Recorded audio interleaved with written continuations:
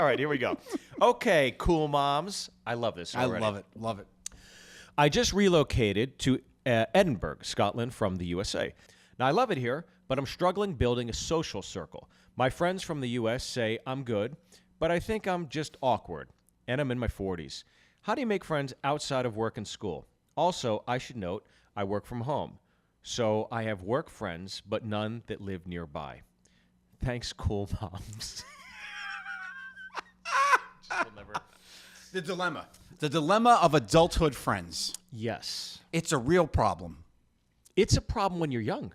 I agree. I remember when I first moved to New York City, I used to walk up and down the street the first week I lived here going, this is a city of 8 million people, and I don't have a single friend. Give me age. How old were you? I was 23.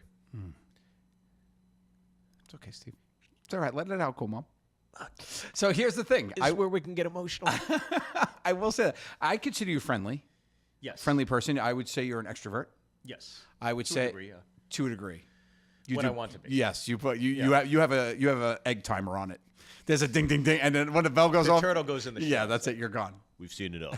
I will say, it is hard in your adult life, and it has a lot to do with phasing as well, like where you are in your life. When you are moved to a new neighborhood, or now then you become a parent, or you get divorced, or you know, a lot in your life defines the type of friends you're going to make and how you're going to make friends. Yes. Agreed. So the relocation's tough. New city during a pandemic. Oh, yeah. Working from home. I don't want to say it, but this guy's fucked. What's a lady? Okay. Well, I won't say that about her. But I will say that I think that what's great for her, what bodes well for her, dependent on how people feel about our country, is knowing that you do stand out. You're an American. Yes. The minute you start talking, people are going to, oh, you're an American. And I think most people... I hate you automatically. Or, hey, you're pretty cool. Yeah, depending on who's in office and who their political leanings are. But I think that you instantly have an icebreaker. The minute you just say, hello, how are you? Oh, you're an American? I think that a lot of people over there most likely have not ventured over here to this country.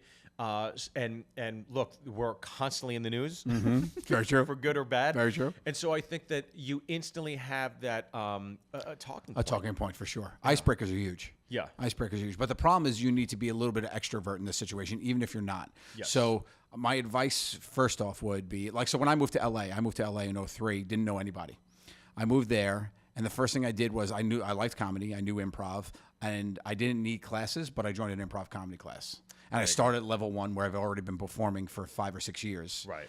And it was just to meet people. Just to burn everybody out. It was like, eat it, bitches. I was like, yes, and suckers, done. a drop. Here's a gun, gotta use it. But who's that guy?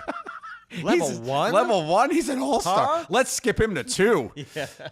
But I think but finding people with common interests is huge, and getting out of putting yourself in situations where you're able to make friends is huge. I think that's really smart. Being proactive. Yeah. And finding something that you're passionate about, and then going towards whatever that might be. Yeah, that's smart advice. I will also say work friends don't last.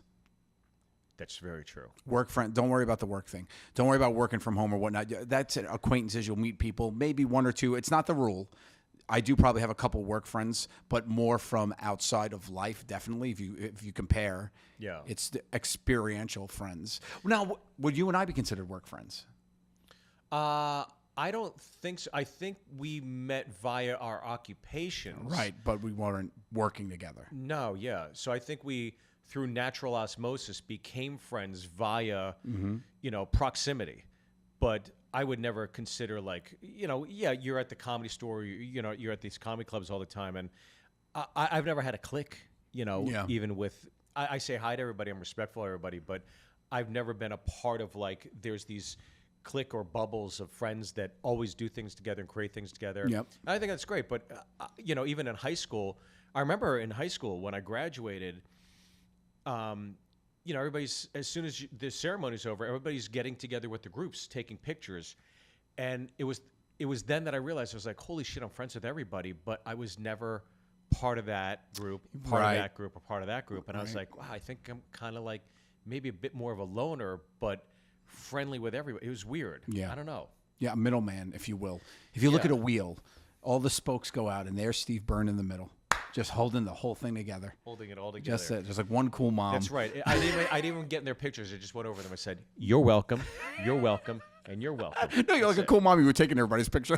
You're like, give me the camera. Get together. Come on, get together. Now, silly faces on 3. Everybody say cheerleading. All right. Good. You go to the next room. Everybody say chess club.